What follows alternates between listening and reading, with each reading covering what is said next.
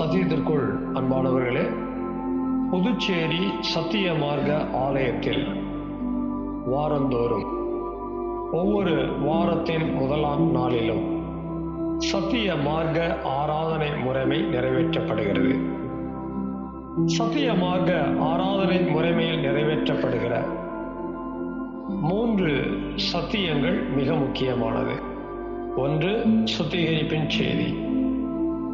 2, ஆராய்ச்சியின் செய்தி.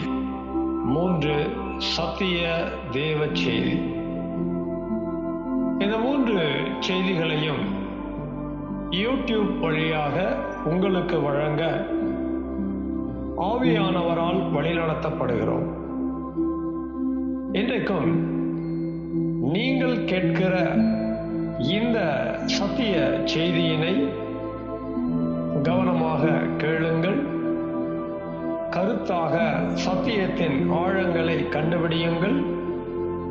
கேட்கிற சத்தியத்தின் அடிப்படையிலே உணர்ந்து அதை உங்களுடைய தனிப்பட்ட குடும்ப பொது ஊழிய வாழ்க்கையிலே கைகொண்டு வாழ்வதற்கு சத்திய தேவனுக்குள் வார்த்தைக்குள் பிரயாசப்படுங்கள். சத்திய தேவன் தாமே உங்கள் ஒவ்வொருவரையும் ஆசீர்வதிப்பாராக. இந்த சத்திய செய்தியை கேட்பதோடு மாத்திரமல்ல, ஒவ்வொரு செய்திக்கும் உங்களுடைய லைக் எங்களுக்கு ரொம்ப முக்கியமாக இருக்கிறது. அதுபோல உங்களுடைய கமெண்ட்ஸ் எங்களுக்கு தேவையாக இருக்கிறது. மேலும் இந்த சேனல் உங்களுடைய பயனுக்காக ஆரம்பிக்கப்பட்டிருக்கிறபடியால் சத்திய மார்க்க ஆலயம் புதுச்சேரி என்கிற இந்த சேனலுக்கு உங்களுடைய ஆதரவை தாருங்கள். சப்ஸ்கிரைப் செய்யுங்கள். சத்திய தேவனுக்கு மகிமை உண்டாவதாக. ஆமென். சத்தியத்திற்குள் அன்பானவர்களே, சத்திய மார்க்க ஆராதனை முறைமையில் முதல் பகுதி உட்பிரகாரத்தில் பல்வாரி வெண்கல தொட்டியாக இருந்த சுத்திகரிப்பின் சத்தியத்தை கேட்டு முதலாவது சுத்தம் பெற கழுவிக் கொண்டோம். தொடர்ந்து சத்திய தேவனுக்கு சத்திய ஆராதனையை நிறைவேற்றி சுத்தத்தை நாம் சுதந்திரித்துக் கொண்டோம். நாம் பெற்றுக்கொண்ட சுதந்திரத்தோடு இரண்டாவது பகுதியாக இருக்கக்கூடிய பரிசுத்த ஸ்தலத்தின் வேலைக்குள் 3 விதமான சத்தியங்களை அனுசரிக்கும்படி கூறியிருக்கிறோம். 1, கல்வாரி ஜீவ அப்பம் சத்திய ஆராய்ச்சி செய்தி. 2, கல்வாரி ஜீவ ஒளி சத்திய சாட்சியை நேரம். 3வது, கல்வாரி ஜீவ வாசனை சத்திய ஒப்புக்கொடுத்தலாக இருக்கிறது. இந்த 3ஐயும் நல்ல ஒரு பயபக்தியோடு கூட நாம் அனுசரித்து சுத்தத்தின் மேல் பரிசுத்தையும் பெற்றுக்கொள்ள ஆவியானவர் மூலமாக வழிநடத்தப்படவும் இருக்கிறோம். எப்போதும் சத்திய ஆராய்ச்சி செய்திக்காக நாம் எடுத்துக்கொண்டதான அதிகாரம் ஆதியாகமம் 7ஆம் அதிகாரம். இந்த அதிகாரத்துல 24 வசனங்கள் இருக்குங்களா? இந்த 24 வசனங்கள்ல முதலாவது நாம ஒரு மைய வார்த்தையையும் அடுத்து ஒரு மைய வசனத்தையும் எடுத்துக்கொள்ள இருக்கிறோம். எடுத்துக்கொள்ளுகிற மைய வார்த்தையை 3ஆ பிரிச்சு 3 வசனங்களை கண்டுபிடிக்கக்கூடிய விஷயங்களை கேட்க இருக்கிறோம். பிறகு மைய வசனத்தை 3ஆ பகுத்து பிரிச்சு அதன் அடிப்படையிலும் சத்தியத்தை விளங்கிக் கொள்ள இருக்கிறோம். இந்த 6 அப்பங்கள் ஒரு பக்கம் அடுக்கப்பட்டு இன்னொரு பக்கம் 6 அப்பங்கள் அடுக்கப்பட மைய வார்த்தையை ஜீவனோட ஒப்பிட்டு ஒரு வசனத்தை எடுத்துக்கொள்ளவும், மைய வார்த்தையை மரணத்தோட ஒப்பிட்டு இன்னொரு வசனத்தை எடுத்துக்கொள்ளவும். இப்படி 2 வசனங்களை எடுத்துக்கொண்ட பிறகு அதை 3ஆ பிரித்து 6 அப்பங்களை இன்னொரு பக்கம் அடுக்கி வைக்கவும். ஆக மொத்தம் 12 சத்தியத்தை ஜீவ அப்பங்களா ஜீவ ஆகாரமா நாம் புசித்து நமக்குள் ஏற்பட்ட மரண தன்மையை போக்கி ஜீவன் பெற இருக்கிறோம்.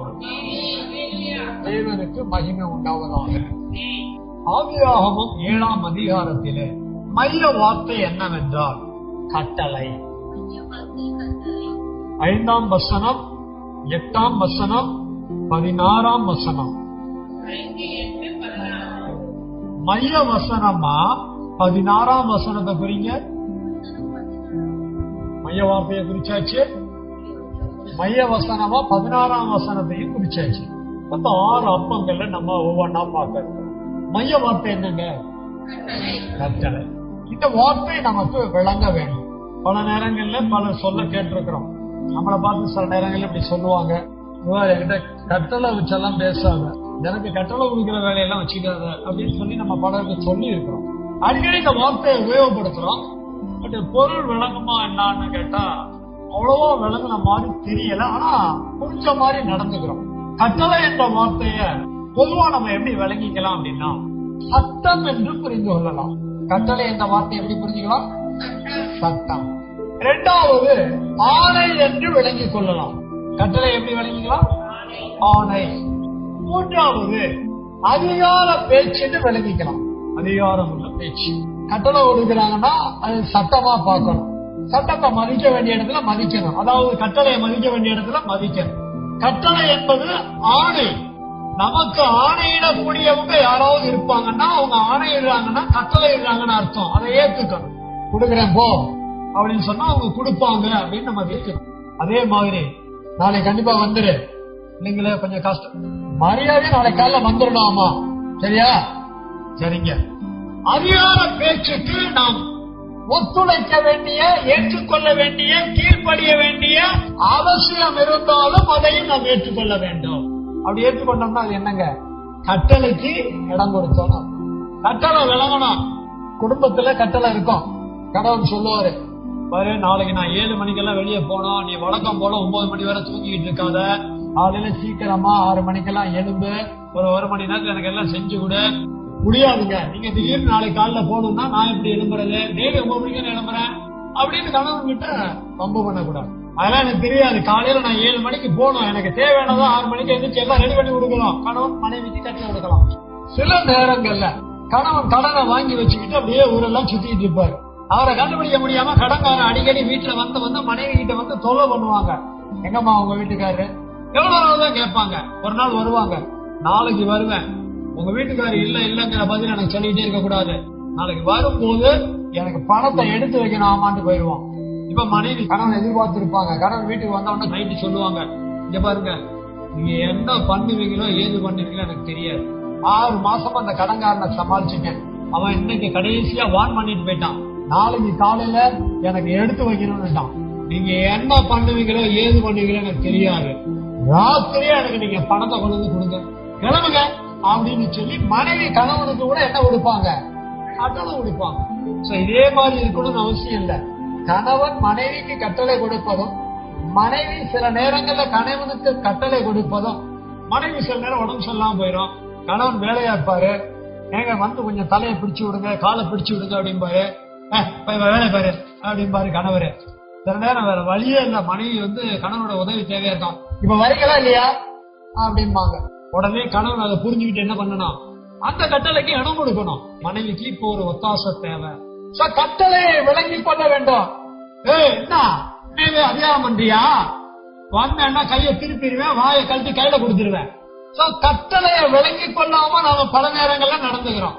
அதனால நம்ம உடம்புல என்ன மாற்றமும் அந்த மாதிரி தெரியல. ஆனா நமக்குள்ள குற்றங்கள் உண்டாகிறது, அதெல்லாம் கண்டுபிடிக்க மாட்டோம். மனைவி கணவனுக்கு கட்டளை கொடுக்க கூடாது அப்படின்னு கணவன் நினைப்பாங்க. அதெல்லாம் விட வேடிக்கை என்ன தெரியுமா? கணவன் மனைவிக்கு கட்டளை கொடுக்கறது விரும்பாத மனைவிமார்களும் இருக்கிறாங்க. இட்லி எடுத்து வையே அப்படின்னா, வேற எடுத்து வச்சு தின்னியா, 2 இட்லி வைமா அப்படி சொல்லு அப்படிங்கிறவங்களும் இருக்கிறாங்க. மனைவி அதிகாரமா எந்த கணவனும் நடத்த முடியாத அளவுக்கு சில குடும்பம் இருக்கு. கட்டளையை விளங்கிக்கிட்டா அந்த பிரச்சனையே இல்லை. கட்டளையை விளங்கிக்கிட்டா அதனால பிரச்சனை உண்டாகி குற்றம் நம்முடைய வாழ்க்கையில ஏற்பட வழியே இல்லை. ஆனா நம்மளை பொறுத்தவரை என்னன்னா, நான் எல்லாருக்கும் என்ன கொடுப்பேன்? என் ஃப்ரெண்டா கமெண்ட் பண்றேன், என் மனைவியா கட்டளை கொடுப்பேன், ஆபீஸா என் முதலாளியா நான் கட்டளை கொடுப்பேன். முதலாளி கூட நான் சொல்றதை என்ன பண்ணி ஆகணும்? கேட்டாகணும். ஆமா, நான் வேலைக்கு மாசத்துல 2 நாள் கட்டாயம் வந்துடுவேன். ஆனா என் முதலாளி 30 நாள் சம்பளம் கட்டாயம் என்ன பண்ணி ஆகணும்? கொடுத்தே ஆகணும். ஆமா, இதெல்லாம் கட்டளை. கட்டளையை நல்லா புரிஞ்சுக்க. யாரு வேணா யாருக்கு வேணா கட்டளை கொடுக்க முடியாது. ஆனால் ஒவ்வொருவரும் ஒவ்வொரு சூழ்நிலையிலும் கட்டளை கொடுக்க வேண்டிய அவசியம் இருக்குமானால் அதை கொடுக்கவும் தெரியும். விசுவாசிக்கிட்ட ஊழியக்காரன் அன்பா பழகணும், பேசணும். ஆனா சில நேரங்கள்ல விசுவாசிய கிட்ட ஊழியக்காரன் கமெண்ட் பண்ணி கட்டளை கொடுத்து நடக்கவும் தெரியணும். ஏழை கிட்ட ஒரு மாதிரியும் பணக்காரன் கிட்ட ஒரு மாதிரியும் ஊழியக்காரன் நடந்துக்க கூடாது. ஏழையை பார்த்தோம்னா என்ன நீனு சர்ச்சைக்கு ஒழுங்க வர மாட்டேங்கிற, என்ன இப்படி பண்ணிட்டு இருக்கிற அப்படிங்கிறது. வசதியானவங்களை பார்த்து நம்ம சபையில அப்படியெல்லாம் அதிகமான ஆட்கள் கிடையாது, இங்க சொல்ற அளவுக்கு இல்லை. சில இடங்கள்ல பாத்தீங்கன்னா நல்ல வசதியானவங்க இருப்பாங்க. அவங்க கிட்ட போயிட்டு ஸ்தோத்திரங்க, 2 வாரமா சர்ச்சைக்கு நீங்க வரலையாட்டுங்க, அடுத்த வாரத்துல வந்துருங்க அப்படின்னு பணக்காரங்க கிட்ட பழையிறவங்களும் இருக்கிறாங்க. யாரா இருந்தாலும் கட்டளை கொடுக்க வேண்டிய இடத்துல கட்டளை கொடுத்துதான் ஆகணும். ஊழியக்காரன் கட்டளை கொடுக்கவும் அறியணும். ஊழியக்காரன் கொடுக்கிற கட்டளைய அறிஞ்சு செயல்பட விசுவாசிகளுக்கு பகுத்தறிவு இருக்கணும். உன் சர்ச்சுக்கு நான் வர்றதே பெருசு, நீ வேற என்கிட்ட கமெண்ட் எல்லாம் பண்ணிட்டு இருக்கிற, இதெல்லாம் பேசிக்கிட்டு நான் வரவே மாட்டேன். சோ என்ன சொல்லப்படுகிறது, கட்டளை என்ன, கட்டளைக்கு நான் எப்படி எல்லாம் செவி கொடுத்து என் வாழ்க்கையை நடத்தணுங்கிறத தேவ ஜனம் அறிஞ்சு வாழ்க்கையை நடத்தும். நல்லா புரிஞ்சுக்கோங்க. குடும்ப வாழ்க்கையில கட்டளை இருக்கு, பொது வாழ்க்கையில வேலை வாழ்க்கையில கட்டளை இருக்குது, சபையில என்ன இருக்குது இதெல்லாம் புரிஞ்சு வாழ்க்கையை நடத்தணும். குறிப்பு எழுத வேண்டாம், நான் சொல்றதான் எழுதணும். விவரத்துக்காக குடும்ப வாழ்க்கையில கட்டளை இருக்குது, வேத ஸ்தலங்கள்ல படிக்கிற இடங்கள்ல கட்டளை இருக்குது, சபையில கட்டளை இருக்கு அப்படிங்கறத உங்களுக்கு நினைவுபடுத்த விரும்பினேன். கட்டளை யாரு கொடுத்தாலும் என்ன பண்ணிக்கணும், ஒண்ணு இல்ல, குழந்தைங்க நம்ம பிள்ளைங்க தான் சுடுதண்ணி வச்சு மேல ஊத்துவோம், அது கொதிக்குதுன்னு என்ன பண்ணும், கச்சோம், தண்ணி ஊத்துறல அப்படின்னு சொல்லிங்க, கொதிக்கிற தண்ணிய மேல ஊத்துறியா, தூக்கி மூஞ்சில ஊத்திருவேன் அப்படின்ட்டு அது போயிடும். அதோட அறிவுக்கு ஊத்தாதமா கொதிக்கிறமா அப்படின்னு அது சொல்லும் போதே தாயின் தாப்புன்னு என்ன பண்ணிக்கணும், சுடுது அப்படிங்க, அத மறுபடியும் ஊத்துவோம், சும்மா நில்லு அப்படின்னு ஊத்துவோம், சுடுது மேல அப்படிங்க. இப்பவே புரிஞ்சுக்கணும், இதையே விட்டுட்டு மேல மறுபடியும் ஊத்துறோம்னு என்ன பண்ணும், அப்பதான் அது வேற மாதிரி பேசும். சமயத்துல பிள்ளைகளும் என்ன கொடுக்கும், கட்டளை கொடுக்கும். அதனால அந்த மாதிரி சூழ்நிலை யாரு யாருக்கு என்ன கட்டளை கொடுக்கறாங்க என்ன அப்படிங்கறத கண்டுபிடிச்சு நாம அதுக்கேற்ற மாதிரி நடந்து கொள்ளுவது நல்லது. இப்ப நம்ம என்ன கண்டுபிடிக்கணும் அப்படின்னா, 3 சத்தியத்தை வேதத்துல கண்டுபிடிக்கணும். அதுக்கு 3 வசனங்களை கண்டுபிடிக்கணும் கட்டளைக்காக. ஒன்று என்ன அப்படின்னா ஆவி, 2 ஆத்துமா, 3 சரீரம். நமக்கு ஆவி ஆத்மா சரீரம் இருக்குல்ல, நம்முடைய ஆவி ஆத்மா சரீரத்துக்கு தெய்வம் வேதத்துல என்ன வச்சிருக்கிறாரு, கட்டளைகளை வச்சிருக்கிறார். இந்த கட்டளைகளை புரிஞ்சுக்கிட்டு கட்டளைகளை ஏற்றுக்கொண்டு கட்டளைகளுக்கு கீழ்ப்படிந்து நம்முடைய வாழ்க்கையை நடத்தினா நம்முடைய ஆவி ஆத்மா சரீரத்துல என்ன வராது, குற்றம் வராது. சோ நம்ம ஆவி ஆத்மா சரீரத்துல குற்றம் வராம இருக்கணும் அப்படின்னா நம்ம ஆவி ஆத்மா சரீரத்துக்கு தெய்வ வேதத்துல என்ன கட்டளை எழுதி வச்சிருக்கிறாரோ அதெல்லாம் ஆவி ஆத்மா சரீரத்துக்கு கண்டுபிடிக்க பழக வேண்டும். முதல்ல 3 கண்டுபிடிங்க. 3 கண்டுபிடிச்சிட்டு அதோட விட்டாச்சு போதும் அப்படின்னு நின்றாதீங்க. சரி 3 கண்டுபிடிச்சிட்டோம், இனிமே வேற என்ன கண்டுபிடிக்க வேண்டிய அவசியம் இல்லை அப்படின்னு நினைச்சிடாதீங்க. ஆவி ஆத்மா சரீரத்துக்கு ஏராளமான கட்டளையை தெய்வம் என்ன பண்ணி வச்சிருக்கிறாரு, கொடுத்து வச்சிருக்கிறாரு. எல்லாம் கண்டுபிடிக்கணும். கண்டுபிடிச்சு ஆவிக்குரிய கட்டளையை ஆவியை கடைபிடிக்கணும், ஆத்மாவுக்குரிய கட்டளையை ஆத்மாவை கடைபிடிக்கணும், சரீரத்துக்குரிய கட்டளையில கண்டுபிடிச்சு அதை சரீரத்துக்காக கடைபிடிக்கணும். இதெல்லாம் கண்டுபிடிச்சு எல்லாம் நம்முடைய வாழ்க்கையில நிறைவேற்றலாம்னு சொல்லி விசுவாசம் இருக்கிறவங்க மாத்திரம் ஒரு அலையிலேயே சொல்லுங்க பாப்பா. தேவன் உங்களை ஆசீர்வதிப்பாராக. இப்ப மைய வசனம் எத்தனாவது வசனம் புரிஞ்சுக்கிட்டோம், 16வது வசனம் ஒருத்தர் வாசிக்க கேட்போம்.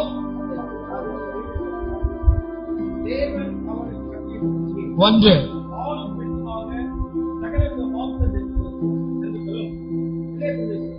2 3 நோவா காலகட்டத்துல நோவாவுக்கு கட்டளை கிடைச்சிருக்கு. நோவாவுக்கு கிடைச்ச கட்டளை நிறைவேறின ஒரு வசனத்தை நம்ம வாசிக்க கேட்டோம். தேவன் அவனுக்கு கட்டளை இட்டபடியே. இது யாரோட கட்டளை, தேவ கட்டளை. யாருக்கு, நோவாவுக்கு. சோ தேவன் நோவாவுக்கு கட்டளை இட்டு இருக்கிறார். இதைத்தான் இங்க விளங்கிக்கிறோம். கட்டளை இட்டபடியே, கட்டளை இட்டதுனாலதானே அங்க இட்டபடியேன்னு போட்டிருக்கு. இப்ப முதல்ல தேவன் நோவாவுக்கு என்ன கொடுத்திருக்கிறாரு, கட்டளை கொடுத்திருக்கிறார். 2வது என்ன அப்படின்னா அந்த கட்டளையின்படியே ஆணும் பெண்ணுமாக சகல விதமான மாம்ச தன்மைகளும் உள்ளே.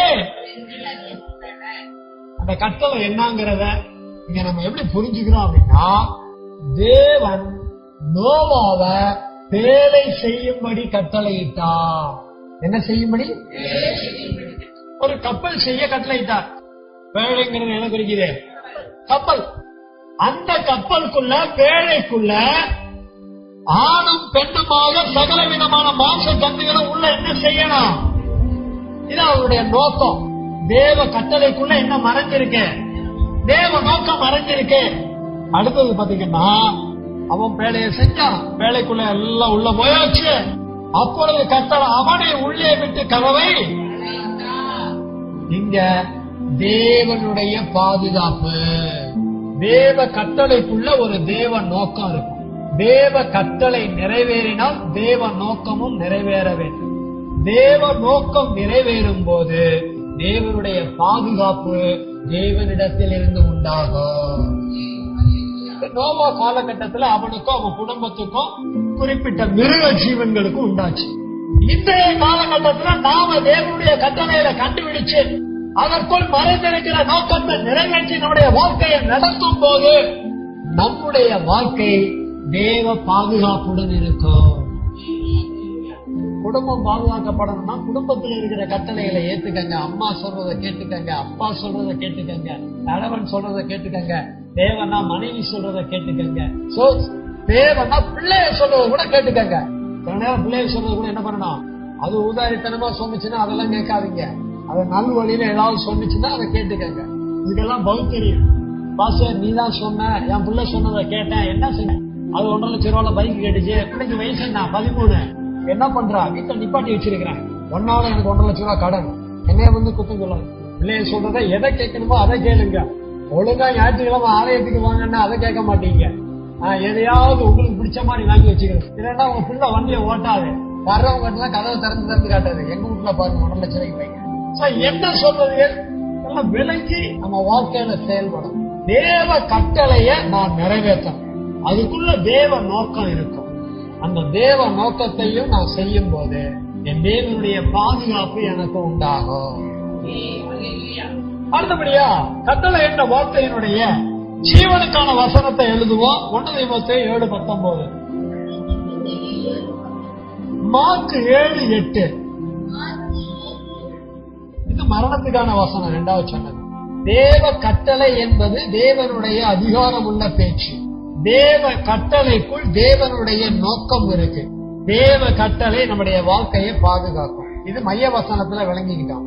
ஆனா இவ மைய செய்திக்காக கட்டளையோடு தொடர்புடைய ஜீவன் மரணம் இரண்டுக்குமான வசனங்களை குறிச்சிருக்கிறோம். கட்டளைக்குள்ள ஜீவனும் இருக்கு, மரணமும் இருக்கிறது. எந்த கட்டளைய நிறைவேற்றினா ஜீவன் இருக்கு? 1 தீமோத்தேயு 7:19 இல்லீங்களா? 6:19. அப்ப நான் சொல்லும் போதே யாருமே ஏன் வாய் திறக்கல? இப்பதான் உள்ள பாஸ்டர் பாத்துக்கிட்டு இருக்கிறாரு. இப்பதான் நாங்க பாக்குறோம். 6:19 7வது அதிகாரம் இருக்கா? அப்ப நீங்க சொல்லணுமா இல்லையா? பைபிள் அடிக்கடி எடுத்தாதானே பாஸ்டர் தெரியும். 6:19 வாசிக்க கேட்போம். 1 2 3. ஊழியக்காரன் சபைக்கு கட்டளையிடக்கூடிய ஜீவனுக்கான வசனம். சபையில தேவ ஜனங்களுடைய ஆவிக்குரிய ஜீவியத்திற்கு வேண்டிய சத்தியத்தை கட்டளையாக கொடுக்க வேண்டும். அதனாலதான் சில விஷயங்களை நாங்க உறுதியா பேசுறோம். அதெல்லாம் இல்லைங்க, அப்படியே செய்யணும். அப்படிலாம் விட முடியாதுங்க. நீங்க இதை செஞ்சே ஆகணுங்க அப்படிங்கிற நாங்க. நீங்க படிச்சே ஆகணும், நீங்க வந்தே ஆகணும், நீங்க இதை செஞ்சே ஆகணும். அதெல்லாம் நான் முடியாதுன்னு சொல்லக்கூடாது அப்படின்னு சொல்லணும். உங்களுடைய ஜீவனுக்காக, உங்களுடைய ஊழியனாக, உங்களுடைய வாழ்க்கைக்கு நாங்க கட்டளையிட வேண்டியதான சட்டங்கள், ஆணைகள், அதிகாரங்கள் உண்டு. ஒன்று பாருங்க, எதை பற்றி கொள்ளும்படி? ஆவிக்குரிய ஜீவியம் பூமியிலே வாழும் வரைக்குத்தான். ஆனால் பூமியிலே வாழும் வரைக்கும் ஆவிக்குரிய ஜீவியத்தை நிறைவேற்றினால் நம்முடைய மரணத்துக்கு பின்னதாக நமக்கு கிடைக்க வேண்டியது என்னவா இருக்கிறது? நித்திய ஜீவன். உங்களுக்கு எனக்கு என்ன ஜீவன் வேணும்? இந்த நித்திய ஜீவன் வேணும்னா நித்திய ஜீவனை குறித்த பற்று உங்க மனசுல இருக்கணும். பற்றுன்னா விளங்குதா? உங்க மனசு பச மாதிரி நித்திய ஜீவனை பிடிச்சுக்கணும்.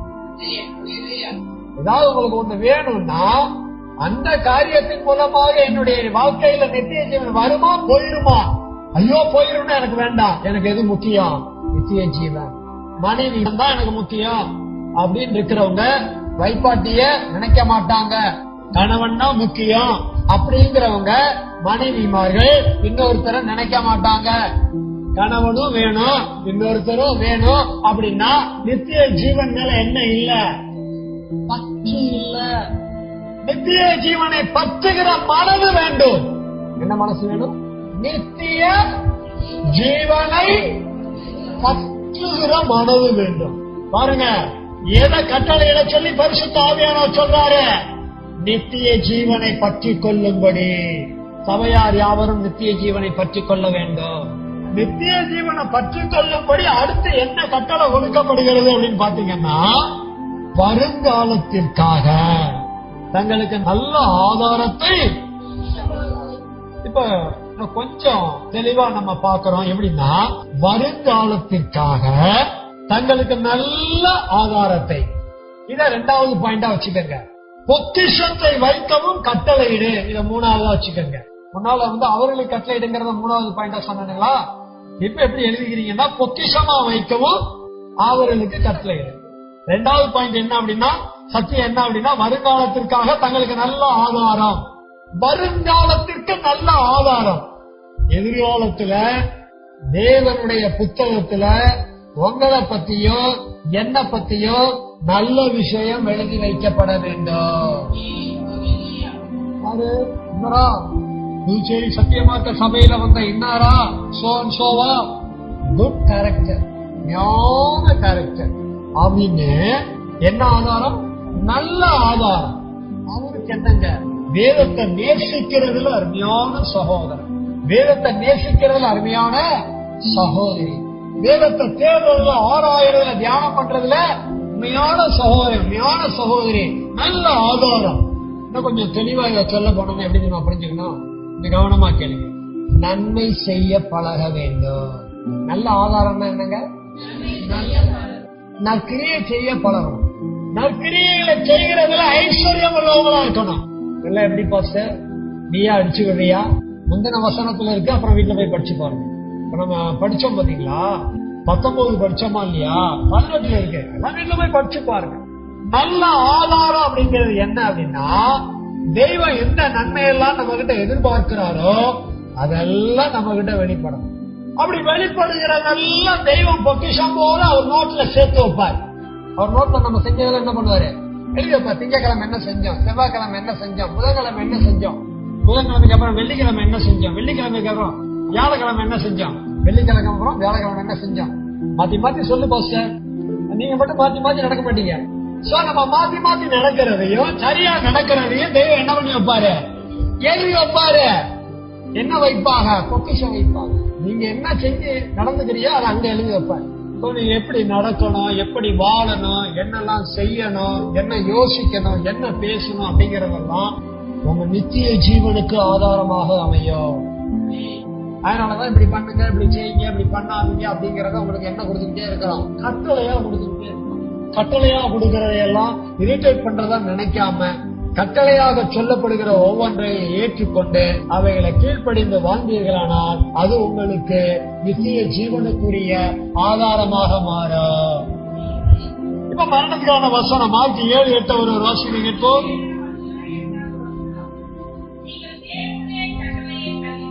ஐயோ இது அபத்தமாச்சே சிஸ்டர். 1 மனுஷனுடைய பாரம்பரியத்தை கைகொண்டு வருகிறவர்களாய். மனுஷனுடைய பாரம்பரியத்தை கைகொண்டு வருவது 2.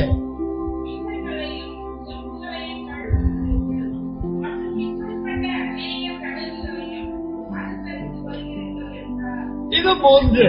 இந்த வசனத்துல நிறைய விஷயம் இருக்குது. இந்த 3 எப்படி பிரிக்கணும் அப்படின்னா, 1 தள்ளி விடுதல், 2 கைகொள்ளுதல், 3 அனுசரித்தல். இந்த 3 வார்த்தையை வச்சுதான் இந்த வசனத்தை எத்தனையா பிரிக்கிறோம்? 3 பிரிக்கிறோம்.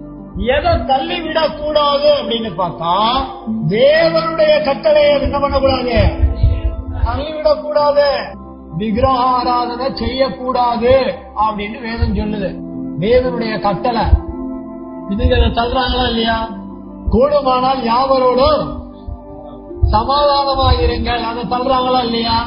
சோ வேதத்தில் எழுதி இருக்கிற தேவனுடைய கட்டளைகள் ஒவ்வொன்றையும் யாரெல்லாம் தள்ளுகிறோமோ, எதையெல்லாம் தள்ளுகிறோமோ அது மரணத்தை கொண்டு வரும். எச்சரிக்கையா இருக்க வேண்டும்.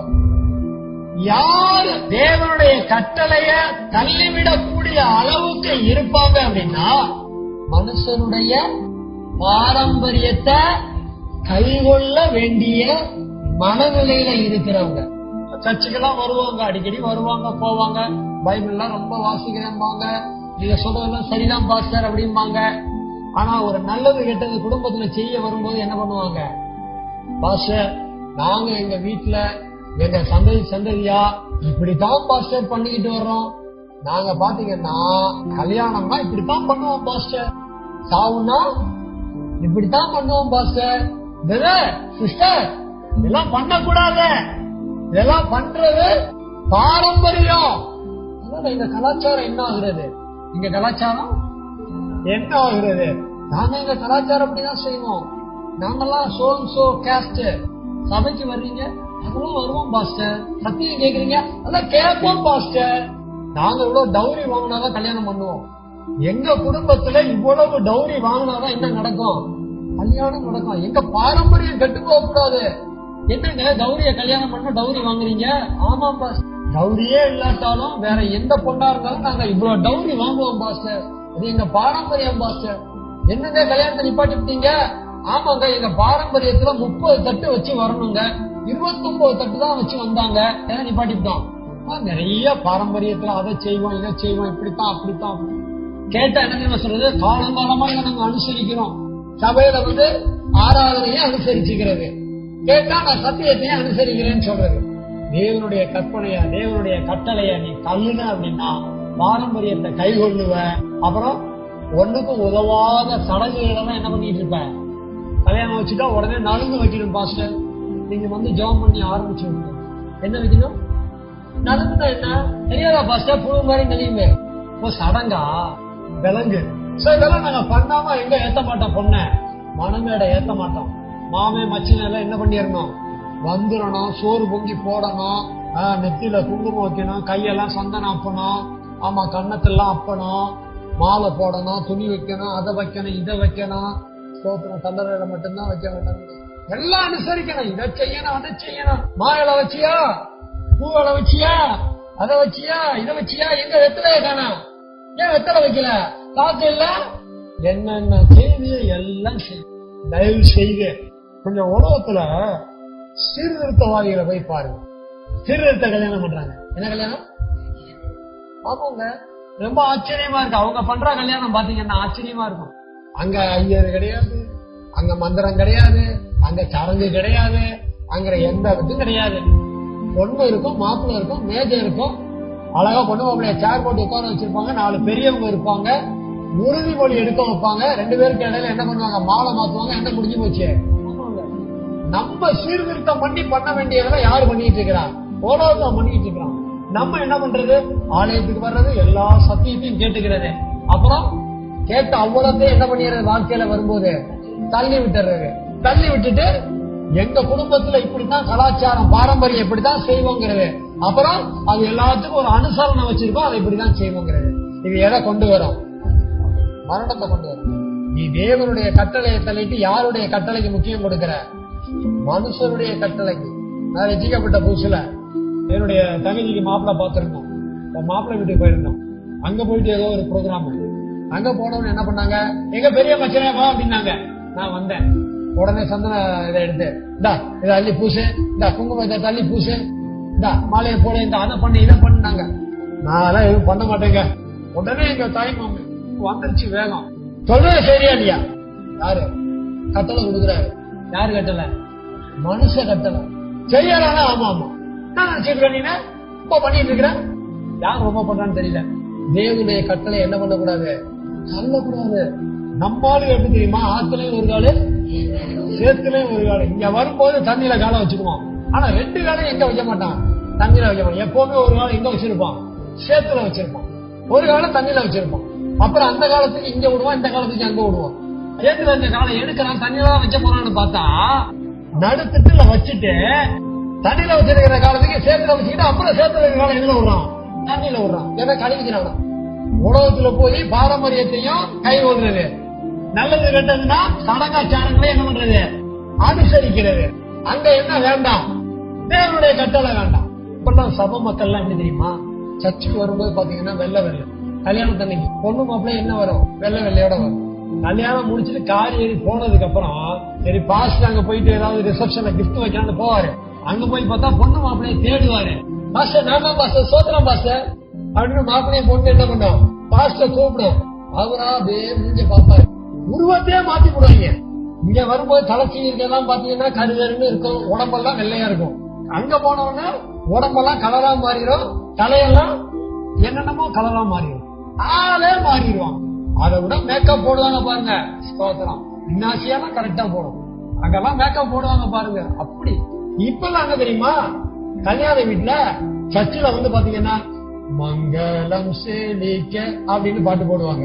ரிசப்ஷன் என்ன ஓடும்? டிஜே ஓடும். டிஜே என்ன தெரியுதா? அதான் அலற விடுவானுங்க. உலகத்தான் கல்யாண வீட்லயும் அதான் நடக்குது, விசுவாசிகள் கல்யாண வீடுகள்லயும் அதான் நடக்குது. கேட்டா எங்க கௌரவம் என்ன வருது? டிஜே வைக்கிறான்னு என் ஃப்ரெண்டுகள் என்ன பண்ண மாட்டாங்க, கல்யாணத்துக்கு வர மாட்டாங்க. என்னென்னத்தெல்லாம் அனுசரிக்கிறாங்க. சுருக்கமா புரிஞ்சிக்க வேண்டிய சத்தியம் என்ன அப்படின்னா, எனக்குள்ள மரணம் வராம இருக்கணும் அப்படின்னா மனுஷ கட்டளையை முக்கியப்படுத்த கூடாது, தேவனுடைய கட்டளையை முக்கியப்படுத்தணும். ஒருவேளை நான் மனுஷனுடைய கட்டளையை முக்கியப்படுத்தி தேவனுடைய கட்டளையை உதாசனப்படுத்தினேன் அப்படின்னா அதை தள்ள நேரிடும். தேவனுடைய கட்டளையை தள்ள நேரிடுச்சு அப்படின்னா அதனுடைய வாழ்க்கையில எதை கொண்டு வரும்? மரணத்தை கொண்டு வரும். நல்லா யோசிச்சுடுங்க, நல்ல முடிவெடுங்க. மைய வார்த்தை, மைய வசனம், ஜீவனுக்கான வசனம், மரணத்துக்கான வசனம், இது எல்லாவற்றிலும் இருந்து கட்டளை என்கிற சத்தியத்தின் அடிப்படையில எனக்கு தேவன் என்ன சொல்ல வருகிறாருங்கிறத கண்டுபிடிங்க. என்ன மரணத்துக்கு எதுவான காரியம் என்னுடைய வாழ்க்கையில இருக்கோ அதுல மனம் திரும்பணும். என்ன ஜீவனுக்கு எதுவான காரியம் என்னுடைய வாழ்க்கையில இல்லையோ அது கொண்டு வர நம்ம மனம் திரும்பணும். எல்லாருமே ஆதியாகமம் 7ஆம் அதிகாரத்துல கையில வைப்போம். நான் சொல்லக்கூடிய அடிப்படையில கொஞ்சமாவது சிந்திச்சு பாருங்க, மனம் விரும்புங்க. மனம் விரும்பி இந்த அதிகாரத்தின் சத்தியத்தை சுதந்திரிக்க எல்லாரும் கரங்களை வைப்போம்.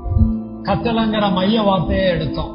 நம்முடைய குடும்ப வாழ்க்கையில, நம்முடைய பொது வாழ்க்கையில, நம்முடைய சபை வாழ்க்கையில கட்டளைக்கு கீழ்ப்படிய வேண்டிய காரியங்கள் உண்டு. கணவனா இருக்கலாம், மனைவியா இருக்கலாம், பிள்ளைகளா இருக்கலாம், எல்லாருமே கட்டளைக்கு கீழ்ப்படிய வேண்டிய காரியங்கள் உண்டு. கணவன் மனைவியினுடைய கட்டளைக்கும், மனைவி கணவனுடைய கட்டளைக்கும், பெற்றோர் பிள்ளைகளுடைய கட்டளைக்கும், பிள்ளைகள் பெற்றோருடைய கட்டளைகளுக்கும் கீழ்ப்படிய வேண்டிய சத்தியமாவது உண்டு. இது எல்லாமே என் ஆவி ஆத்துமா சரீரத்துக்காக வேதத்திலே தேவன் எழுதி வச்சிருக்கிறாரு. என் ஆவியின் கட்டளை என்ன? என் ஆத்துமாவின் கட்டளை என்ன? என் சரீரத்தின் கட்டளை என்ன? வேதத்துல நான் கண்டுபிடிச்சிருக்கிறேனா? இதுவரைக்கும் அப்படி கண்டுபிடிக்கல அப்படின்னா இனிமே நான் கண்டுபிடிக்க, இந்த வாரம் கண்டுபிடிக்க நான் மனம் திரும்புறேன். அப்படி மனம் திரும்பி இந்த வார நாட்கள்ல என் ஆவி ஆத்மா சரீரத்துக்குரிய கட்டளை சம்பந்தப்பட்ட வசனத்தை கண்டுபிடிச்சு அதற்கு கீழ்ப்படிய என்ன ஒப்புக்கொடுக்கிறேன். தேவ கட்டளைய என் வாழ்க்கையில நிறைவேற்ற வேண்டும். தேவ கட்டளைக்குள்ள என்னை பற்றிய நோக்கம் இருக்கும். தேவ கட்டளைக்குள்ள இருக்கிற நோக்கத்தை என் வாழ்க்கையில நிறைவேற்றும் போது அது என்னுடைய வாழ்க்கைய தேவ பாதுகாப்பு உள்ளதாக மாற்றும். இதுவரை இதை உணராம நம்முடைய வாழ்க்கையை நடத்தி இருக்கோமா? நோவாவும் அவனுடைய குடும்பத்தாரும் அவனுடைய காலகட்டங்களிலே கொஞ்சம் மிருக ஜீவன்களும் தேவன் கட்டளையிட்ட பேழைக்குள்ளாக காக்கப்பட்டதை நினைச்சு பாக்கிறோமா? தேவ கட்டளையை நம்முடைய வாழ்க்கையில கடைபிடிச்சு நடக்கும் போது அது நம்முடைய வாழ்க்கையை பாதுகாக்குங்கிறத உணர்கிறோமா? தேவனுடைய கட்டளைக்குள்ள ஜீவனும் இருக்கு, மரணமும் இருக்கு. என்னைக்காவது இது அறிந்திருக்கிறோமா? ஜீவன் இருக்குங்கிறத அறியாம, மரணம் இருக்குங்கிறத அறியாம தேவனுடைய கட்டளையை தள்ளிட்டு மனுஷருடைய பாரம்பரியத்தையும் சடங்குகளையும் அனுசரிக்கக்கூடியவனா இருக்கிறேனா? வேண்டாம், அது மரணத்தை கொண்டு வரும். அதுக்கு பதிலாக நான் என்ன செய்யணும்? நல்ல ஆதாரத்தை வருங்காலத்துக்காக வைக்கணும். நற்கிரியைகளை செய்ய பழகணும். அது என்னுடைய தெய்வம் பொக்கிஷமா தன்னுடைய புத்தகத்துல எழுதி வைப்பாரு. அப்படியெல்லாம் எழுதி வைக்கும் போது அந்த நல்ல பொக்கிஷம் தான் எனக்கு நித்திய ஜீவனை கொண்டு வரும். ஆகவே நித்திய ஜீவனை பற்றி கொண்டவனாக வருங்காலத்துக்கு நல்ல ஆதாரத்தை பொக்கிஷமா வைக்கக்கூடிய கட்டளைய என் வாழ்க்கையில கடைபிடிச்சு நடக்க நான் மனம் விரும்புவேன்னு சொல்லி உணரலாமா? நான் தான் மற்றவங்களுக்கு கட்டளை கொடுக்கணும், யாருமே எனக்கு கட்டளை கொடுக்க கூடாதுன்னு நினைச்சுக்கிட்டு இருந்ததெல்லாம் மாற்றி விட்டேன். எனக்கு தேவன் கொடுக்கிற கட்டளை என்ன? என் தேவனுடைய கட்டளையின் அடிப்படையில எனக்கு மனுஷர் கொடுக்கிற கட்டளை என்ன? மனுஷர் கட்டளையில எதை நான் விட்டுட்டு தேவ கட்டளைய எப்படி என் வாழ்க்கையில கைகொண்டு நித்திய ஜீவனுக்கு பாத்திரமா நான் மாற முடியுங்கிறத தெய்வம் எனக்கு உணர்த்தி இருக்கிறார். அவர் உணர்த்தின சத்தியத்தை நாம சுதந்திரிக்க ஆதியாகமம் 7ஆம் அதிகாரத்துல கரங்களை வைத்து நான் சொல்லக்கூடிய அறிக்கை என்னோட கூட சொல்ல ஒப்புக்கொடுக்கலாமா? சத்திய தகப்பனே, சத்திய குமாரனே, சத்திய ஆவியானவரே. ஆதியாகமம் 7ஆம் அதிகாரம் 24 வசனங்களுக்காக உடைய தெய்வீக நாமங்களை துதிக்கிறோம். இந்த அதிகாரத்திலிருந்து கட்டளையை மையமாக வைத்து 12 சத்தியங்களை எங்களுக்கு வெளிப்படுத்தினபடியால் உமக்கு கூடாகூடி நன்றி செலுத்துகிறோம். கட்டளைகளுக்குள் மறைந்திருக்கிற தேவனுடைய நோக்கத்தையும் தேவனுடைய பாதுகாப்பையும் தேவன் அருளும் நித்திய ஜீவனையும் விளங்கிக் கொண்டு தேவனுடைய கட்டளையை தள்ளாமல் மனுஷருடைய கட்டளைகளுக்கு விலகி பாரம்பரியங்களுக்கும் சடங்காச்சாரங்களுக்கும் விலகி குடும்பத்திலோ பொது வாழ்விலோ சபையிலோ தேவ கட்டளையை நிறைவேற்றி நித்திய ஜீவனை பற்றி கொண்டு நன்மை செய்து நல்ல பொக்கிஷங்களை வைத்து வாழ எங்கள் ஒவ்வொருவருக்கும் கிருபை அருளுவீராக. இயேசு கிறிஸ்துவின் 2ஆம் வருகையில் எடுத்துக் கொள்ளப்பட்டு நித்திய ஜீவனுக்குள் பிரவேசிக்க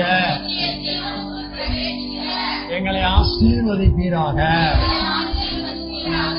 ராஜரீகத்துக்கு ஒப்பு கொடுக்கிறோம். சத்திய இயேசுவின் நாமத்தில் சத்திய ஆவியானவரின் துணையோடு ஜெபிக்கிறோம். சத்தியமுள்ள பிதாவே, ஆமென்.